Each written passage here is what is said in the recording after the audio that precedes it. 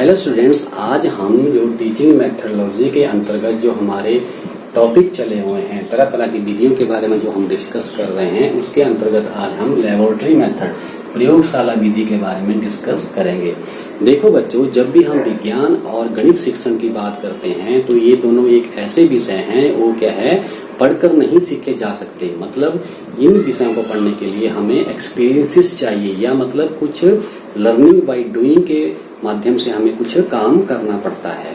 तो बच्चों, हम कह सकते हैं गणित तथा विज्ञान के नियमों तथा तथ्यों के ज्ञान को जब हम प्रयोगों के माध्यम से अर्जित करते हैं, प्रयोगों के माध्यम से हम ज्ञान को लेते हैं प्रयोगशाला में, तो हम उस मेथड को क्या कह देते हैं, लेबोरेटरी मेथड कह देते हैं। या हम ऐसे भी कह सकते हैं, laboratory method of teaching mathematics and science is that method in which we try to make the students learn these subjects through their experiments in their laboratories।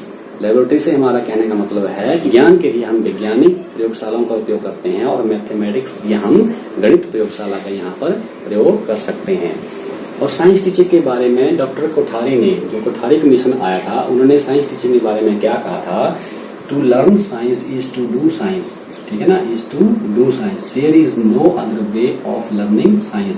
कहने का मतलब है कि साइंस को जब हम सीखने की चेष्टा करते हैं, या साइंस नॉलेज को हम जब ग्रहण करने की कोशिश करते हैं, तो कैसे लेते हैं हम उसको, वो हमें कैसे लेनी पड़ेगी, कुछ करके ही लेनी पड़ेगी। और इसके अलावा हमारे पास क्या है, there is no other way, मतलब कोई और रास्ता या कोई और जरिया इस नॉलेज को गेन करने का नहीं है। तो ये कहा था डॉक्टर कोठारी ने। मतलब कहने का है कि इन्होंने इसकी प्रैक्टिकलनेस को क्या किया था, हाईलाइट किया था कि ये इसकी प्रैक्टिकलनेस क्या है, बहुत ही इंपॉर्टेंट है। तो ये जो बेसिक प्रिंसिपल है हमारा साइकोलॉजी का, learning by doing, learning by doing पर क्या है, आधारित है। लर्निंग बाय डूइंग से हमारा मतलब है कुछ करके सीखना। कोई काम हाथों से अगर हम करते हैं तो क्या है, उसकी लर्निंग क्या होती है, बहुत ही अच्छी होती है। वैसे भी बच्चों, अगर साइंस और मैथमेटिक्स की जब हम बात करते हैं तो स्कूल लेवल पर ये जो सब्जेक्ट हैं सबसे कठिन विषय माने जाते हैं, परंतु ऐसा नहीं है बच्चों। अगर हम इनके प्रैक्टिकल एस्पेक्ट्स से देखें, मतलब इनकी प्रयोगों के द्वारा इस नॉलेज को लें, तो ये सबसे आसान सब्जेक्ट बन जाते हैं।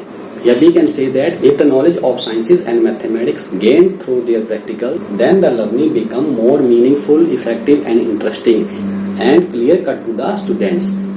मतलब लर्निंग उतनी ही ज्यादा इफेक्टिव और इंटरेस्टिंग बन जाती है अगर हम इनको प्रयोगों के आधार पर, हम इस नॉलेज को, साइंस और गणित की नॉलेज को अगर हम प्रयोगों के आधार पर लेते हैं तो बहुत ही इफेक्टिव और इंटरेस्टिंग बन जाता है। जहां तक लर्निंग बाय डूइंग सिद्धांत की बात है, तो ये इसका बेसिक प्रिंसिपल है, परंतु और भी जो साइकोलॉजी के बेसिक प्रिंसिपल हैं, लर्निंग के बेसिक प्रिंसिपल हैं, जैसे कि लर्निंग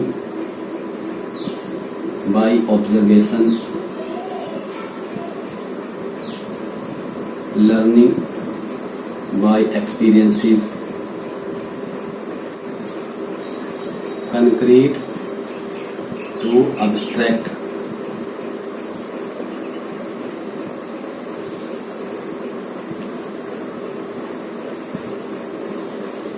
लॉ ऑफ एक्सरसाइज।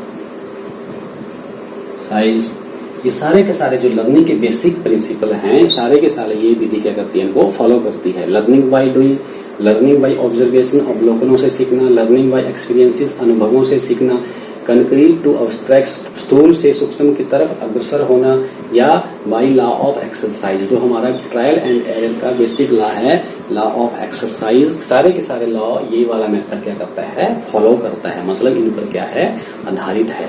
तो इस मेथड का मेन मकसद बच्चों क्या है, बच्चों को एक्सपीरियंसेस गेन करवाना, मतलब बच्चे खुद अनुभव करें। ठीक है ना, और बच्चे जब खुद अनुभव करते हैं तो वो ज्यादा सीखते हैं, वो अपनी सेंसरी ऑर्गन से नॉलेज लेते हैं। और जब हम एक्सपीरियंसेस की बात करते हैं तो बच्चे की जितनी भी सेंसरी ऑर्गन्स होते हैं, इंद्रियां होती हैं, सारी की सारी क्या होती हैं, जागृत हो जाती हैं।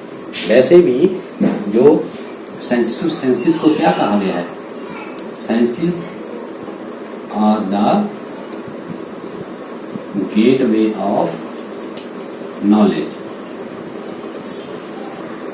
मतलब मनुष्य की जितनी भी सेंसेस होती हैं, इंद्रियां होती हैं, वो गेटवे होती हैं नॉलेज की। मतलब नॉलेज ग्रहण करने का क्या होती है, एक माध्यम होती है, जरिया होती है। ठीक है ना। लर्निंग में जितनी ज्यादा हम इंद्रियों का प्रयोग करते हैं, जितनी सेंसेस का प्रयोग करते हैं, उतनी ही लर्निंग क्या होती है, इफेक्टिव होती है, परमानेंट होती है। तो इसलिए इस मेथड में क्या होता है, लर्निंग क्या होती है, परमानेंट एंड लॉन्ग लास्टिंग होती है, क्योंकि सारी की सारी जो हमारी ज्ञानेंद्रियां हैं इस मेथड में जागृत हो जाती हैं या उनकी एक्टिवनेस हो जाती है, या सारी की सारी जो हमारी इंद्रियां हैं वो क्या हो जाती हैं, क्रियाशील बच्चे की इस मेथड के द्वारा हो जाती हैं। मतलब कहने का है कि इस विधि वास्तव में बच्चों को स्वयं अपने हाथों से काम करने की क्या मिलती है, प्रेरणा मिलती है। बच्चे गणित और विज्ञान के प्रति क्या होते हैं, रुचिकर हो जाते हैं, उनमें इंटरेस्ट जगता है विज्ञान और गणित को पढ़ने के लिए। बच्चों एक प्रकार से यह जो विधि है, लेबोरेटरी मेथड है, या आगमन विधि जो हमने कर चुके हैं, इंडक्टिव एंड डिडक्टिव, आगमन और निगमन विधि का ही क्या है, क्रियात्मक रूप है, मतलब उनकी प्रैक्टिकलनेस है इसमें। मीन्स यह विधि क्या है, इंडक्टिव मेथड का क्या है, प्रयोगात्मक रूप है। प्रयोगात्मक रूप कैसे हुआ है, क्योंकि क्या करते हैं बच्चों, आगमन विधि में हम क्या करते हैं, आपको पता ही है कि इसमें हम क्या करते हैं, एग्जाम्पल टू रूल की तरफ चलते हैं, जनरलाइजेशन की तरफ चलते हैं। तो जनरलाइजेशन की तरफ हम कैसे बढ़ते हैं, जब हम कंक्रीट चीजों से क्या करते हैं, कंक्रीट टू अब्स्ट्रैक्ट, कंक्रीट चीजों से काम करते करते क्या करते हैं, हम अब्स्ट्रैक्टनेस की तरफ चलते हैं। अब्स्ट्रैक्टनेस मतलब जनरलाइजेशन की तरफ हम चलते हैं। मतलब कहना है कि इंडक्टिव मेथड हम क्या करते हैं, रूल्स और जनरलाइजेशन बनाते हैं। तो रूल और जनरलाइजेशन कैसे बनती है, जब हम प्रैक्टिकली कोई काम हम करते हैं। प्रैक्टिकली काम कहाँ होगा, लेबोरेटरी में होगा। इसलिए इंडक्शन में हम क्या करते हैं, कंक्रीटनेस से एब्स्ट्रैक्टनेस की तरफ चलते हैं थ्रू आवर लेबोरेटरी मेथड। और फिर जब एक बार हमारे पास जनरलाइजेशन रूल बन जाता है, डिडक्शन के थ्रू हम क्या करते हैं, उसकी जांच करते हैं। तो इसलिए बच्चों हम कह सकते हैं कि लेबोरेटरी मेथड क्या है, बच्चे में एटीट्यूड टू डिस्कवरी और इन्वेंशन, बच्चे में खोज करने की प्रवृत्ति या अनुसंधान करने की प्रवृत्ति क्या है, बच्चों में क्या करता है, ये जागृत करता है, ये वाला method. The theory and practical parts go side by side, मतलब थ्योरी और प्रैक्टिकलनेस है किसी भी बात की, वो क्या होती है, साइड बाय साइड इस मेथड में क्या है, दोनों चलते हैं। इसलिए जो हमारी टीचिंग क्या है, वो बहुत ही इंटरेस्टिंग और इफेक्टिव हो जाती है इस मेथड से। इस मेथड को बच्चों हम एक्सपेरिमेंटल मेथड भी कह देते हैं।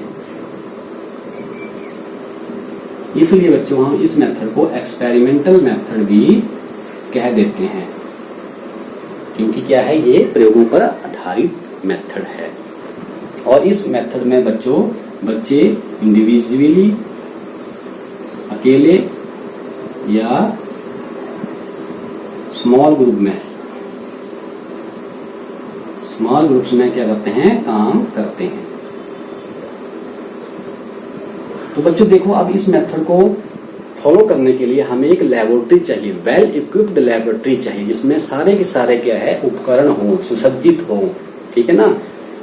अगर हम मैथ लैब की बात करते हैं तो मैथमेटिक्स लैब में तरह तरह के अपने उपकरण होते हैं, और साइंस लैब में हमारे पास भौतिक विज्ञान शिक्षण की, ठीक है, फिजिक्स की या केमिकल साइंसेस की, रसायन विज्ञान की और जीव विज्ञान की अलग से तीनों लेबोरेटरी आ जाती हैं, और मैथमेटिक्स की अलग से लेबोरेटरी आ जाती हैं। तो कहने का मतलब है कि इस मेथड के थ्रू अगर जब हम पढ़ाना है तो सारी की सारी लेबोरेटरी क्या होनी चाहिए, well equipped with instruments and equipment होनी चाहिए।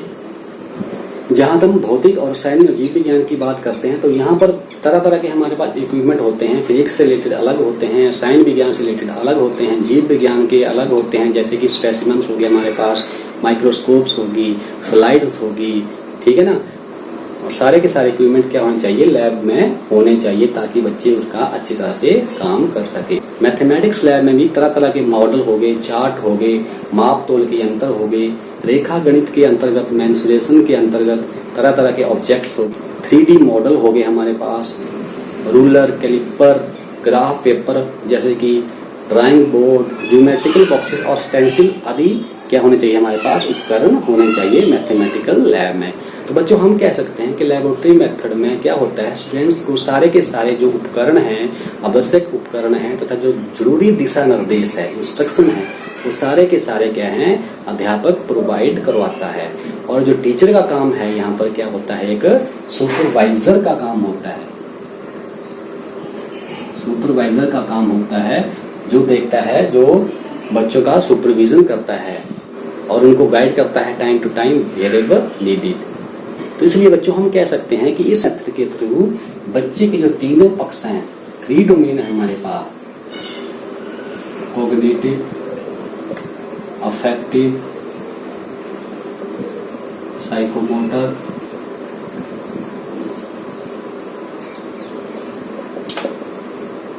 कॉग्निटिव डोमेन बौद्धिक पक्ष, अफेक्टिव भावात्मक और क्रियात्मक पक्ष।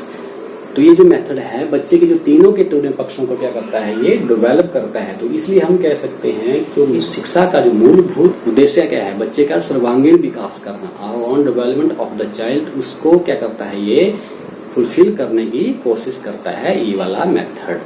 ठीक है ना, क्योंकि ये बच्चे के तीनों पक्षों को क्या करता है, इक्वली क्या करता है, छूता है, इक्वली टच करता है उनको।